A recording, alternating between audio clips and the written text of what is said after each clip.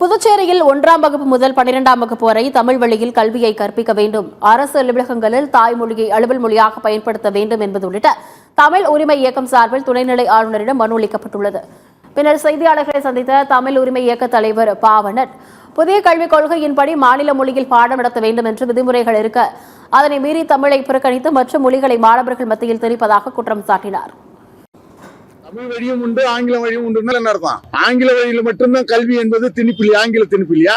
தமிழ் வழியில படிக்கிறதுக்கு எங்க வாய்ப்பு கொடுத்துருக்காங்க? தமிழ் மாணவர்கள் தமிழ் வழியில படிக்க முடியல.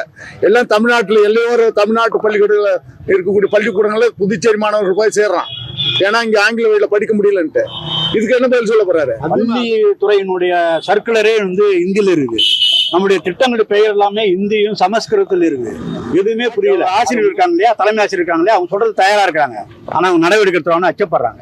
இவங்க மட்டும் உத்தரவாதம் கொடுக்குறாங்க, நாங்கள் நடவடிக்கை எடுக்க மாட்டோம், உண்மையை சொல்ல மாணவரும் சொல்ல தயாராகிறாங்க, ஆசிரியரும் சொல்ல தயாராகிறாங்க.